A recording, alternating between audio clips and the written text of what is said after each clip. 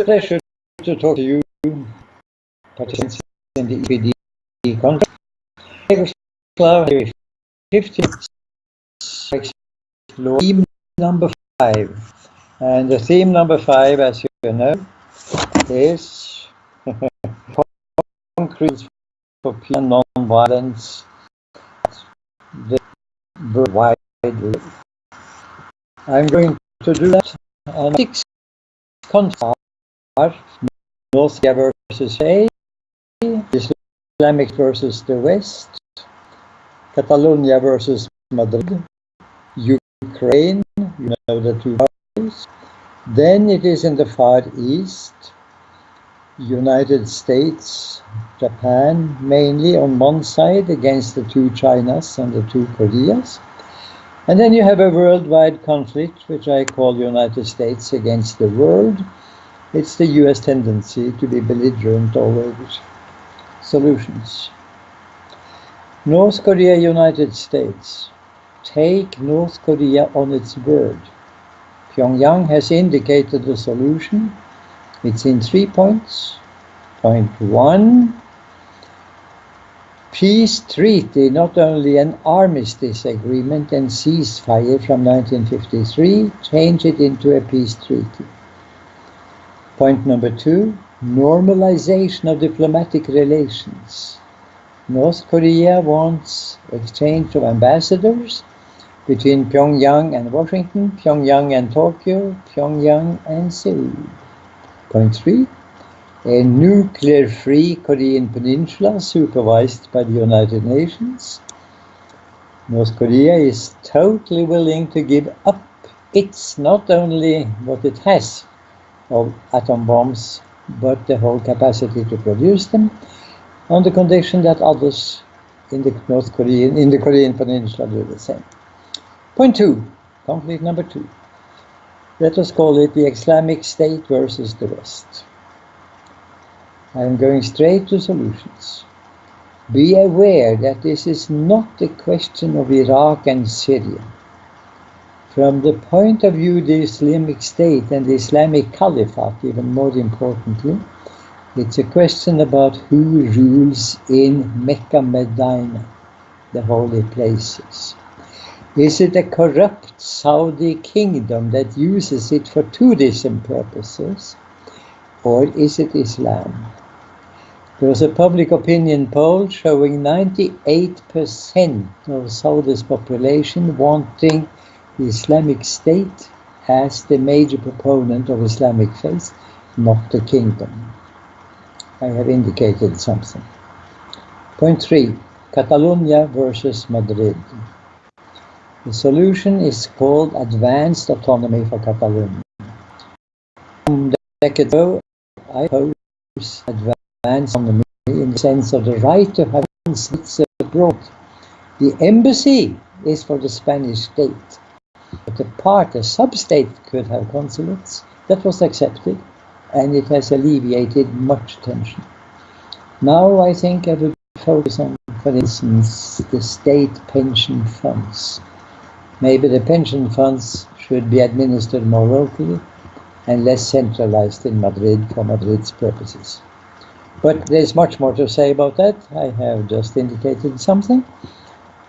Neither a one solution nor a two-state solution. Some kind of combination of federation and confederation is available. There are lots of possibilities. Conflict number 4 is known as Ukraine. Be aware of what Ukraina means in Russian. U means at, Kraina means border. The country at the border, a very indicative name for a country. At the border of what and what? Well, that brings us back to year 395. And as I say, a little bit professorially and arrogantly, either you know it or you don't know it. So that was the division of the Roman Empire in a Catholic part to the west and an Orthodox part to the east. And the Orthodox part was centered in Constantinople, since this was done by Emperor Constantine, mainly responsible for this kind of thing. And that was, if you will, the seat of the Eastern Roman Empire. That was conquered in 1453 by Islam, and the seat went to Moscow, which referred to itself as the Third Rome. The first Rome in Rome for the Catholic Church, the Vatican, the second Rome in Constantinople, but taken over by Islam.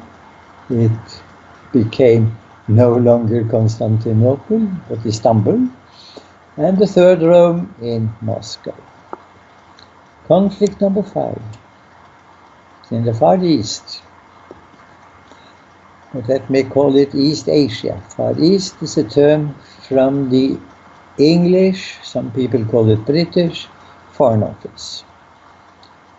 What happens in East Asia is a conflict between, on the one hand, United States, Japan, and on the other hand, 2 Chinas and 2 Koreas. What is it? And Moscow. What is it about? It's about islands. Some islands off Hokkaido, and they were given by the Yalta-Potsdam agreements to the Soviet Union for having participated in the war against Japan, very briefly though, only entering between the Hiroshima bomb and the Nagasaki bomb. And you can say that the 4 very small islands corresponded to the smallness of their participation in the war.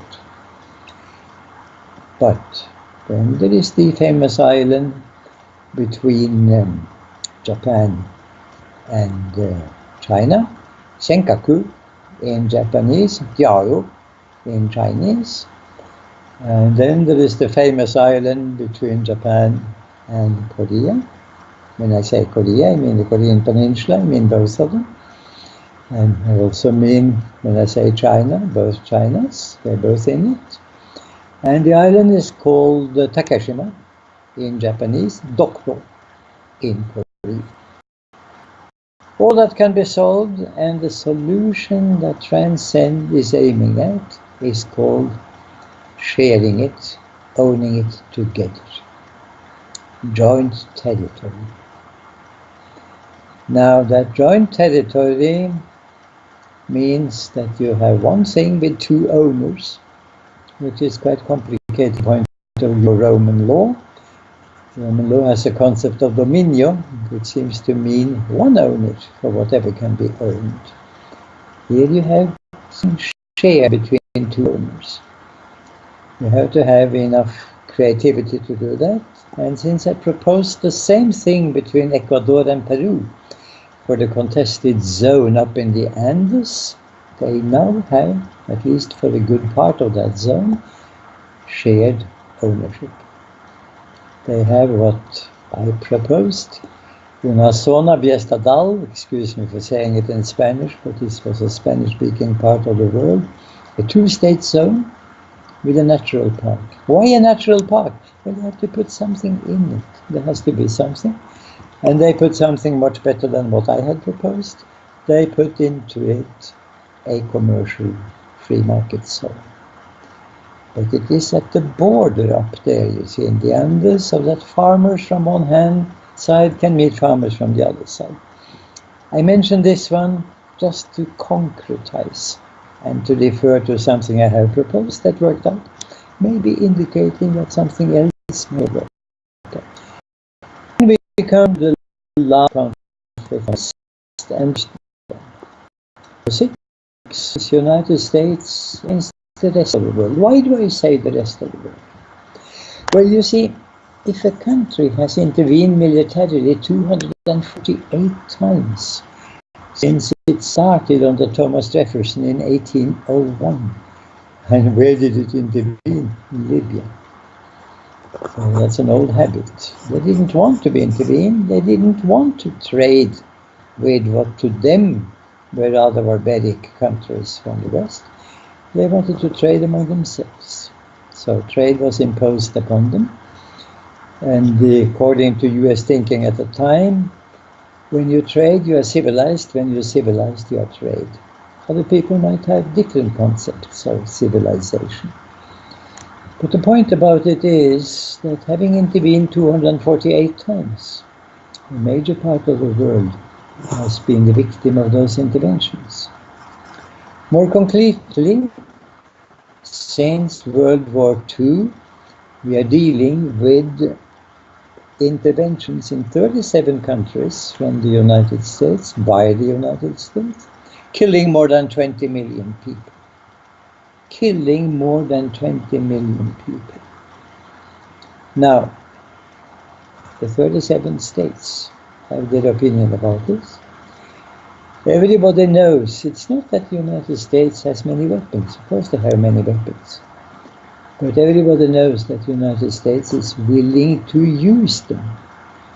It's the only country of the nuclear powers that stands for first use, not for the nuclear second use response to a nuclear attack, but for the first use of nuclear weapons.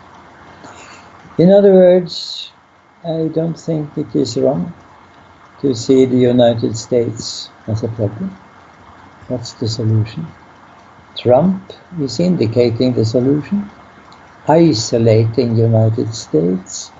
I would like to see the United States as a part of what I call Mexoscan. Mexico, United States, Canada, a wonderful North American region. Thank you so much for your attention.